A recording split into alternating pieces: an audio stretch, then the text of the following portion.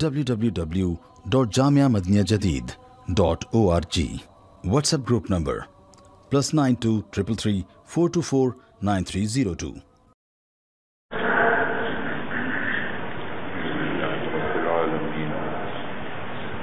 والصلاة والسلام على خير خلقه سيدنا ومولانا محمد وآله وأصحابه أجمعين. أما بعد،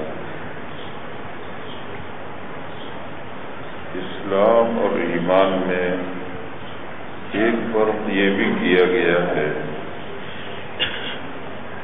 کہ اسلام تو نام ہے زبان سے اقرار کر لینے کا، اور ایمان نام ہے ان باتوں کے ذہن میں دل میں رچ جانے کا نام ایمان ہے۔ اگر وہ باتیں ابھی دل میں رچی نہیں، راسخ نہیں ہوئی، تو وہ آدمی ابھی مسلمان ہوا ہے، مومن نہیں ہوا۔ قرآن پاک میں ہے قالت الاعراب آمنا قل لم تؤمنوا ولكن قولوا اسلمنا۔ یہ دیہاتی آدمی جو آتے ہیں یہ کہتے ہیں کہ ہم نے ایمان قبول کیا، ہم صاحب ایمان ہو گئے، تو آپ انہیں یہ بتلا دیجئے کہ ابھی تم صاحب ایمان نہیں ہوئے، تمہیں یہ کہنا چاہیے کہ ہم مسلمان ہو گئے۔ وَلَمَّا يَدْخُلِ الْإِيمَانُ فِي قُلُوبِكُمْ، ابھی تک تمہارے دلوں میں ایمان نہیں داخل ہوا ہے۔ تو ایمان اگر دل میں رچ جائے تو پھر مومن ہے، اور اگر زبان سے کہہ رہا ہے، اللہ کو ایک مان رہا ہے، جناب رسول اللہ صلی اللہ علیہ وسلم کو اللہ کا سچا رسول مان رہا ہے، تو ابھی وہ ایمان کے درجے میں نہیں پہنچا، اسلام کے درجے میں پہنچا۔ ہر آدمی کا یہ بھی نہیں، بعض ایسے ہیں کہ پہلے ہی سوچتے رہتے ہیں، مطالعہ کرتے رہتے ہیں اور پھر ایمان قبول کرتے ہیں، تو ان کا یہ نہیں، ان کو یہ نہیں کہا جائے گا۔ ان کا یہ ہے کہ وہ بالکل صحیح معنی میں، اور ایک یہ ہے کہ غلبہ دیکھ کر، گمان کر کے کہ یہ ضرور اللہ کے سچے رسول لگتے ہیں، وہ اسلام میں داخل ہو رہا۔ اور کوئی اس لیے بھی آتے تھے مسلمان ہونے کے لیے کہ مارے نہ جائیں، اسلام میں داخل ہو جاؤ تاکہ پھر ہماری لڑائی ان سے نہ رہے، ورنہ اختلاف چل رہا ہے، کسی بھی وقت مقابلہ ہو سکتا ہے، تو پھر نقصان ہو۔ بعض اس لیے آ رہے تھے، مسلمان ہوتے تھے کہ مال و غنیمت ہاتھ لگے، کیونکہ مسلمان برابر فتوحات حاصل کرتے ہی جا رہے تھے۔ مسلمانوں کی فتوحات رکی بھی نہیں ہیں، بہت بار تک جاتی رہی ہیں، جاری رہی ہیں، 3 نسلوں تک جاری رہی۔ رسول اللہ صلی اللہ علیہ وسلم نے یہی فرمایا تھا کہ ایک دور وہ آئے گا جس میں یہ پوچھا جائے گا کہ لشکر میں کوئی صحابی ہیں، تو جب یہ کہا جائے گا کہ ہیں صحابی تو پتہ ہو جائے گا، حاصل ہو جائے گی پتہ۔ پھر دور آئے گا کہ جب پوچھا جائے گا کہ کوئی ایسا ہے جو صحابی کو دیکھے ہوئے ہو، تو کہا جائے گا کہ ہے، تو بھی پتہ ہو جائے گا۔ پھر ایسا دور آئے گا کہ کہا جائے گا کہ کوئی ایسا ہے آدمی کہ جس نے صحابہ کو دیکھنے والوں کو دیکھا تو یہ کہا جائے گا کہ ہے تو بھی پتہ ہو جائے۔ تو یہ تین دور تو ایسے ہیں کہ جس طرف بھی مسلمان گئے ہیں بالکل آقا نامدار صلی اللہ علیہ وسلم کے ارشاد کے مطابق پتہ ہوتی ہی رہی۔ افریقہ کی طرف گئے ہیں پرلے سرے تک پہنچے، اس سے بھی اوپر یورپ میں داخل ہو، اسپین تک پہنچے، جبرالٹر، یہ جبل الطارق وغیرہ سب معروف ہیں، مشہور۔ تو فتوحات بکثرت ہو رہی تھی تو مسلمان بعض لوگ اس خیال سے ہو جاتے تھے کہ چلو فائدہ رہے گا اس سے، تو ان کو فرمایا گیا کہ ابھی یہ بات نہیں ہے، ابھی تو اس کا نام، اس درجے کا نام اسلام ہے۔ اللہ کی رحمت حاصل ہوگی ضرور بقدر اسلام، اللہ کا اور آپ کا معاملہ بقدر اسلام ہے، اور ایمان جس کا نام ہے وہ بڑی چیز ہے، وہ اس کے آہستہ آہستہ دل میں جب یہ راسخ ہو جائے گی کیفیت، پھر ایمان۔ یہاں آقا نامدار صلی اللہ علیہ وسلم سے اس آنے والے نے یہ سوال کیا کہ فَأَخْبِرْنِي عَنِ الْإِحْسَانِ، احسان کے بارے میں مجھے بتلائیے کہ احسان کسے کہتے ہیں۔ اب قرآن پاک میں بھی آیا یتبعون احسنہ،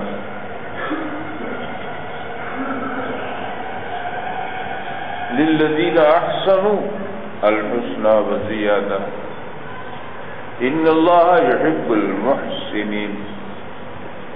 تو احسان کرنے والوں، اچھائی کرنے والوں، تو یہ بات تو صحابہ کرام جانتے تھے۔ آنے والے جو صاحب تھے انہوں نے جو دریافت کیا وہ اور الفاظ سے دریافت کر رہے ہیں۔ وہ کہتے ہیں کہ احسان بتلائیے، احسان کیسے کہتے ہیں، یہ بھی میں پوچھنا چاہتا ہوں۔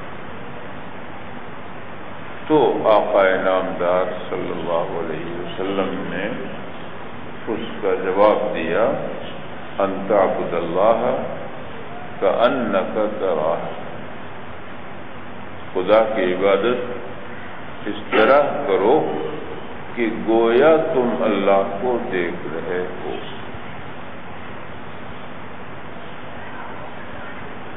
لیکن یہ تصور بہت مشکل ہے کہ اللہ کو ہم دیکھ رہے ہیں، کیونکہ اللہ تعالی پاک ہے، بہت زیادہ بلند و بالا ہے ہمارے تصورات سے۔ اللہ تعالی شکل سے منزہ ہے اور تمام خوبیوں سے متصف ہے، تمام عیبوں سے پاک ہے، اجمالاً تصور کیا جا سکتا۔ اور کچھ اس کو صوفیاء کرام نے جیسے انبیاء کرام سے انہیں پہنچا وہ بھی بتلاتے ہیں، اور اسی کو وہ آخری درجہ تعلیم کا، تصوف کی تعلیم کا آخری درجہ، اور خدا کی عنایات کا تو کوئی درجہ ہی نہیں ہے مقرر کیا جا سکتا، وہ تو چلتی رہتی ہے انسان کی عمر بھر۔ یہ تو ایسے جیسے کوئی نصاب ہو، کوئی کورس پڑھا جائے، اس کی تعلیم کا آخری درجہ یہ، اس کے بعد وہ اپنے علم کو کتنا بڑھاتا ہے یا خداوندی عنایات کتنی اس پر ہوتی ہیں، یہ الگ ہے۔ تو سرور کائنات علیہ الصلوۃ والسلام نے ارشاد فرمایا ان تعبد اللہ کأنک تراہ، کہ اللہ کی ایسے عبادت کرو کہ گویا تم اسے دیکھ رہے ہو، یہ نہیں فرمایا دیکھ رہے ہو۔ حضرت مجدد صاحب کا ایک جملہ ملتا ہے ان کی مکتوبات میں، بڑا اچھا ہے وہ جملہ، کہ حق تعالی کی ذات پاک جو ہے وہ وراء الورا ہے، جو بھی تصور کر لیں آپ وہ آپ کا تصور کہلائے گا۔ اللہ تعالیٰ کی ذات پاک کو یہ سمجھنا چاہیے کہ وہ اس سے بھی آگے ہے، پاکیزگی میں، مقدس ہونے میں، برتر و بالا ہونے میں، جہاں تک انسان کا خیال پہنچ سکتا ہے وہ پہنچا لے بس۔ باقی انسان محدود، خیال محدود، طاقت محدود، معلومات محدود، وہ نہیں پہنچ سکتا، آگے عاجزی ہے اور اعتراف ہے اس کی پاکیزگی کا۔ سبحان اللہ، سبحان اللہ عما یصفون جیسے، وسبحان اللہ رب العالمین۔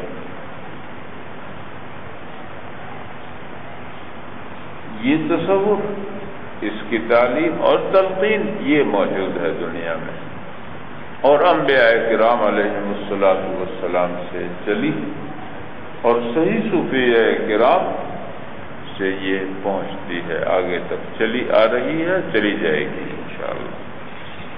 دوسرا درجہ اور ہے وَإِن لَّمْ تَكُن تَرَاهُ فَإِنَّهُ يَرَاكَ۔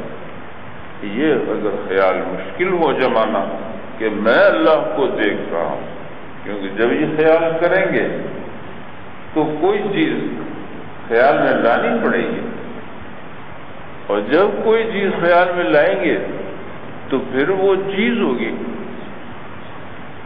وہ پھر منع ہو جائے، اس کی نفی کرنی پڑے گی، کیونکہ لیس کمثلہ شیء، اللہ تعالیٰ کی ذات پاک اور اس کی صفات جیسی کوئی چیز نہیں، تو اس میں مشکل پڑے گا، وہ بغیر تلقین کے، بغیر مشق کے نہیں ہو سکے گا۔ تو یہ دوسرا خیال کر لیں آپ کہ فَإِنَّهُ يَرَاكَ، کہ اللہ تعالیٰ مجھے دیکھ رہے۔ آقا نامدار صلی اللہ علیہ وسلم نے ارشاد فرمایا کہ جو عبادت اس طرح ادا کی جائے کہ گویا اللہ تعالیٰ مجھ کو دیکھ رہے ہیں، از اول تا آخر یہ خیال رہا، تو پھر وہ عبادت احسان کے ساتھ ادا ہوئی، وہ عبادت صحیح طرح ادا ہوئی، وہ ایمان بھی، اسلام بھی، معرفت بھی، یعنی احسان بھی اس میں آ گئی۔ آقا نامدار صلی اللہ علیہ وسلم سے انہوں نے یہ سوالات کیے، پھر آگے اور سوال کرتے ہیں کہ فَأَخْبِرْنِي عَنِ السَّاعَةِ، قیامت کے بارے میں مجھے بتلائیے۔ قَالَ مَا الْمَسْئُولُ عَنْهَا بِأَعْلَمَ مِنَ السَّائِلِ، اس کا آقا نامدار صلی اللہ علیہ وسلم نے یہ جواب دیا کہ جتنا تم جانتے ہو بس اتنا ہی میں بھی جانتا ہوں، بل مسئول عنہا بأعلم من السائل، جو مجھ سے سوال کر رہا ہے جتنا وہ جانتا ہے بس اتنا ہی میں بھی جانتا ہوں۔ تو قرآن پاک میں بھی ان الساعۃ آتیۃ اکاد اخفیھا، قیامت آنے والی ہے، میں اس کو بہت چھپانا چاہتا ہوں، بالکل ہی چھپانا چاہتا ہوں۔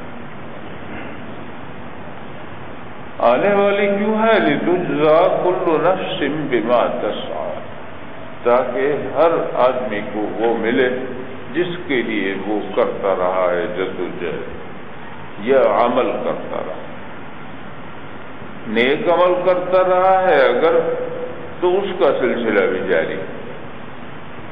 کسی نے حافظ بنایا اپنی اولاد کو، آگے اس نے اپنی اولاد کو حافظ بنایا، یا آگے اس نے پڑھایا اور اس سے سینکڑوں نے فائدہ حاصل کیا۔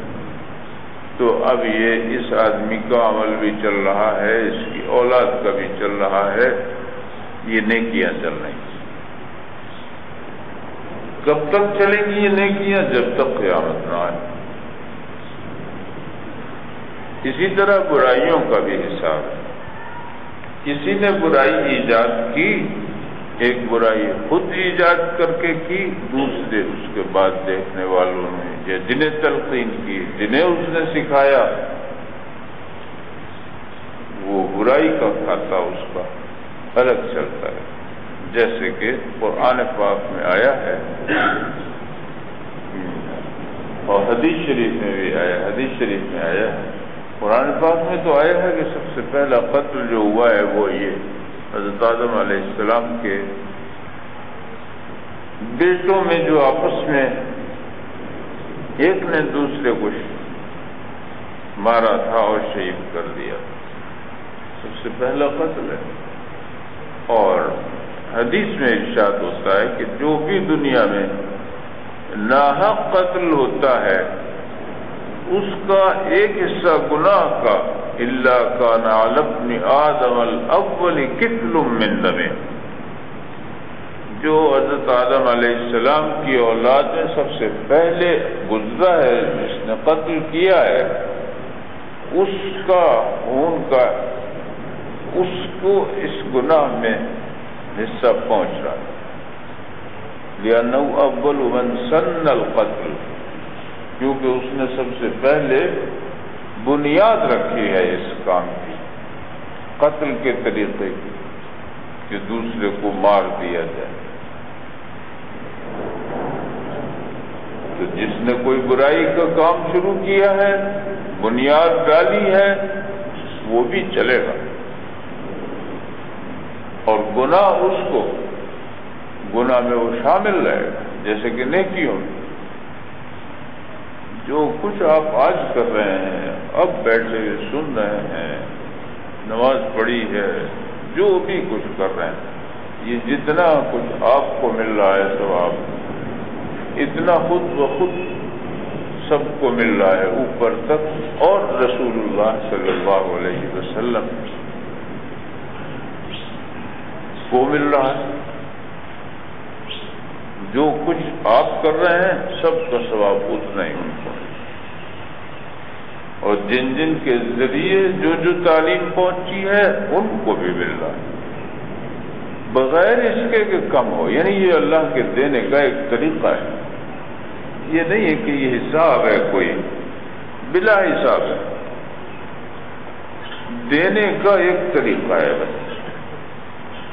لیکن گناہ کا بھی یہ ہے کہ وہ سبب بنتا ہے دوسرا، ایک دوسرے کو دیکھ کر گناہ کرتے ہیں، نقل کرتے ہیں، سیکھتے ہیں، آمادہ ہوتے ہیں، تو وہ بمنزل استاد شاگرد کے ہوتے جا رہے ہیں، ان میں بھی یہ چلے گا۔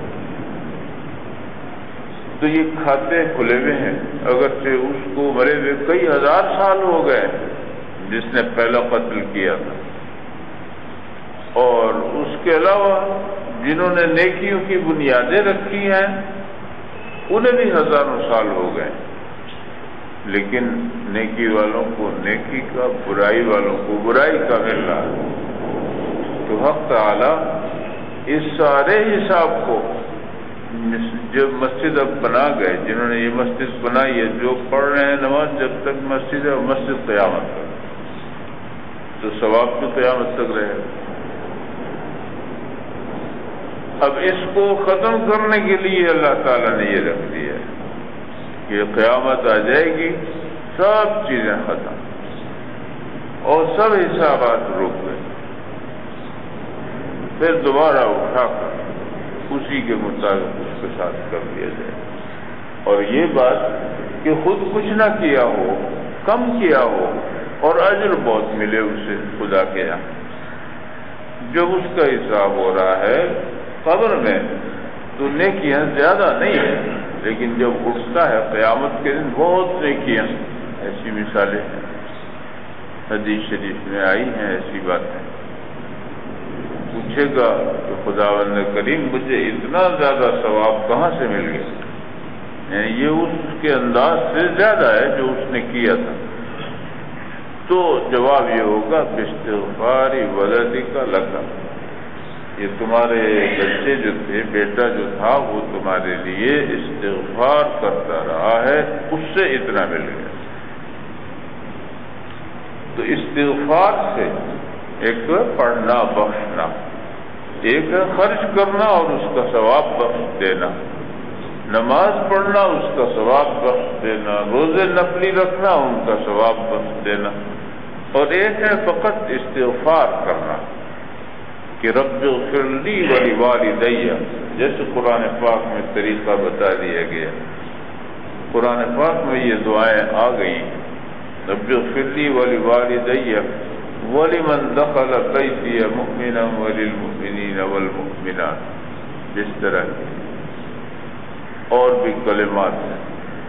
تو یہ جو کہنا ہے کہ اللہ تعالیٰ میری اور والدین کی مغفرت فرما دے، بس یہ باستغفار ولدک لک، یہ تمہارے لیے دعا کرتا رہا ہے کہ ان کی مغفرت فرما، گناہ بخش دے اور درجات بلند فرما، بس اس وجہ سے وہ یہ تمہارا درجہ بلند ہوتا رہا۔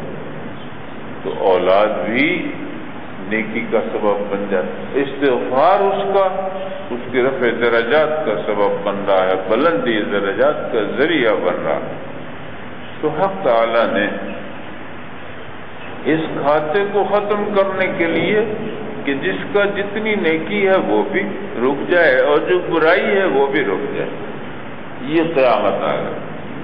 اس کے بعد دوبارہ اٹھیں گے تو بہت کچھ ملے، جو کچھ کسی نے کیا، لتجزا کل نفس بما کسبت، ہر آدمی کو وہ جزا ملے جو وہ کرتا رہا،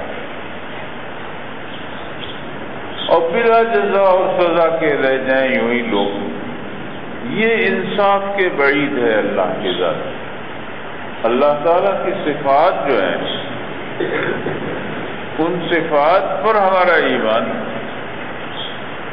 تو انصاف نہ ہونا، ایک آدمی نے دنیا میں مسائب بہت جھیلی ہیں، ان کا بدل وہ نہیں پا سکا، تو ان کا بدل نہ ملنا، یہ تو پھر اس کی صفات جو دیکھیں آپ ساری، یہ 99 جو نام پڑھتے ہیں اللہ کے، ان صفات میں کسی صفت سے مناسبت اس کی نہیں، بلکہ خلاف ہے اس کے، اور یہ ہے مثالیں موجود صحابہ کرام میں ایسی،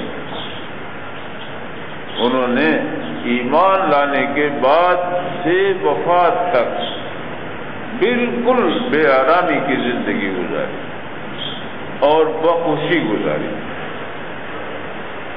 حضرت مصعب بن عمیر رضی اللہ عنہ کو بہت یاد کرتے تھے بڑے بڑے حضرات، حضرت عبدالرحمن ابن عوف عشرہ مبشرہ میں رضی اللہ عنہ، وہ یاد کرتے تھے رسول اللہ صلی اللہ علیہ وسلم نے ان کا پہلا زمانہ دیکھا تھا، ریشمی کپڑے ہوتے تھے، ریشمی بستر ہوتا تھا، ریشم تھا اوڑھنا بچھونا،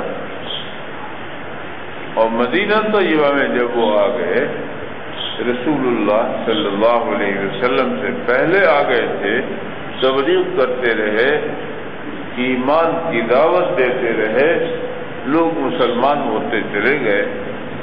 جب رسول اللہ صلی اللہ علیہ وسلم بھی مدینہ منورہ پہنچے ہیں ہجرت فرما کر، تو ایک دن انہوں نے دیکھا کہ ان کے کپڑوں میں چمڑے کا پیبند ہے، کپڑے کا نہیں۔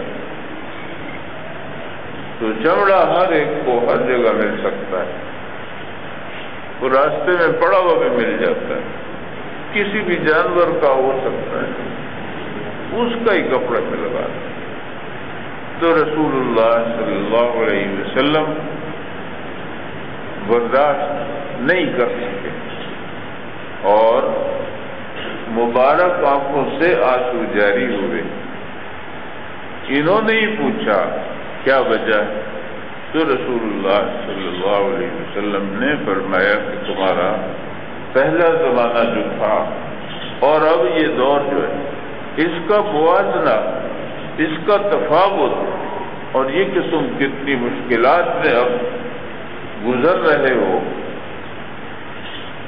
یہ خیال کر کے مجھے آنسو آ گئے۔ تو انہوں نے عرض کیا کہ لیکن میں تو اس حالت میں زیادہ خوش ہوں۔ یہ رسول اللہ صلی اللہ علیہ وسلم کو خوش کرنے کے لیے بھی کہا اور حقیقت بھی یہی کہ اس حالت کی بنسبت اس حالت میں انہوں نے کہا میں زیادہ خوش ہوں۔ اسی حالت پر رہے، ایک لڑائی ہو گئی بدر کی، دوسری لڑائی ہو گئی دوسرے سال، وہ احد کی ہو گئی۔ احد کی لڑائی میں وہ شہید ہو گئے۔ جب شہید ہو گئے تو اتنا کپڑا میسر نہیں تھا کہ جو پورا کفن ہو سکے۔ کہتے تھے سر ڈھانپتے تھے پاؤں کھل جاتے تھے، پاؤں ڈھانپتے تھے سر کھل جاتے تھے۔ رسول اللہ صلی اللہ علیہ وسلم نے فرمایا کہ سر تو ڈھانپ دو کپڑے سے، پاؤں ڈھانپ دو گھاس سے، اس طرح سے دفن ہو۔ تو انہوں نے کوئی دن اس عیش و آرام والا تو پایا ہی نہیں، اسلام سے لے کر اور شہادت کے دور میں۔ اب بھی ان دو حضرات کی قبر مایا ہے، حضرت حمزہ رضی اللہ عنہ کی اور ان کے برابر حضرت مصعب بن عمیر رضی اللہ، اور باقی جو شہداء احد ہیں ان کی قبریں الگ الگ نہیں رہیں، وہ سب ایک چبوترا ہے بنا ہوا، بس اس میں ایک سی زمین۔ لیکن ان دو حضرات کی قبریں اللہ کی جان ہے کہ ممتاز ہیں، ابھی موجود ہیں ان کی نشانی علامت ہے۔ تو اللہ تعالیٰ کی حکمت ہے یہ کہ قیامت آئے، لیکن کب آئے گی یہ خدا کی حکمت ہے کہ اس نے یہ نہیں بتایا، سب کچھ بتا دیا، اس طرح آئے گی، یہ ہوگا یہ ہوگا یہ ہوگا، ایسے گزرے گی، کیفیت یہ ہوگی، شکل یہ ہوگی، اس کے لیے فرشتہ الگ ہے وغیرہ وغیرہ، سب بتا دیا۔ وقت نہیں بتایا کہ وقت کیا ہوگا اس کا۔ تو فأخبرنی عن الساعة، تو اس کا جواب آقا نامدار صلی اللہ علیہ وسلم نے یہ جواب دیا، مل مسئول عنہا بأعلم من السائل، جتنا پوچھنے والا جانتا ہے اتنا ہی میں بھی جانتا ہوں، اس سے زیادہ نہیں جان سکتا۔ یہ خداوند کریم کی حکمت ہے کہ یہ اس نے اپنے پاس پہنچ جاتا۔ تو حق تعالیٰ نے یہ جو صورت ہے سامنے آتی ہے، تجربے میں آتی ہے، لوگوں کے بیشتر سننے میں، اور اتنے واقعات ہیں جو ناقابل تردید، اور قرآن کی آیت واجب الایمان، قرآن کی آیت پہ ایمان واجب، اور یہ واقعات ایسے ہیں موجود، بزرگوں کے کشف کے بھی ہیں اور اس طرح کے بھی۔ تو اس کا یہ ہے کہ اللہ تعالیٰ نے کسی کو کسی وقت کوئی چیز بتا دیں، یہ تو رہا ہے، یہ اس وقت بھی تھا، یہ رسول اللہ صلی اللہ علیہ وسلم کے ساتھ بھی تھا، آپ کے زمانے میں بھی تھا، لیکن یہ کہ بالکل سب کا پتہ چل جائے، ہر وقت ہر آدمی کو، ہر ولی کو پتہ چل سکے، ایسے نہیں۔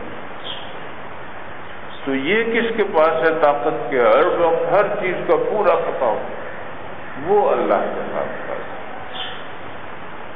تو اس کا نام ہے، اس کو علم بالجزئیات کہتے ہیں، علم جزئیات۔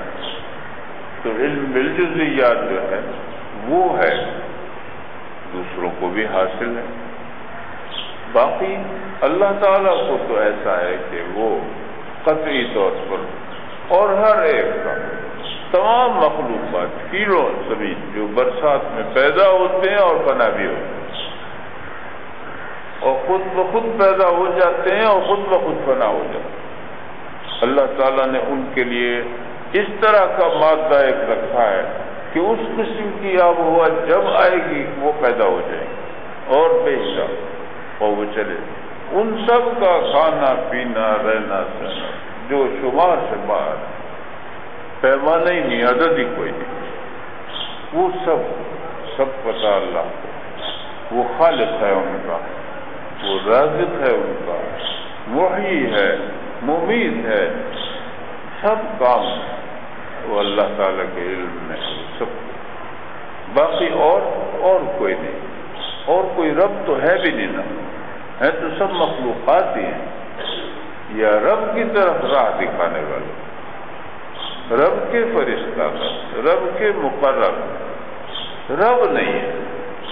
اللہ تعالیٰ کی ذات پاک جو ہے رب العالمین، پروردگار، پالنے والی ہے، خالق ہے، مصور ہے، لہ الاسماء الحسنی.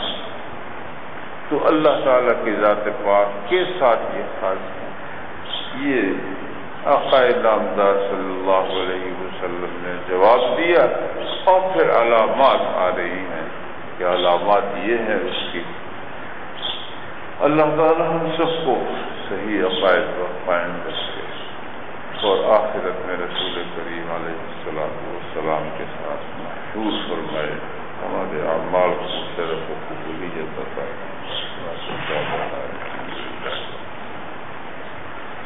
www.jamiamadiniyajadid.org WhatsApp group number +92 333 424 9302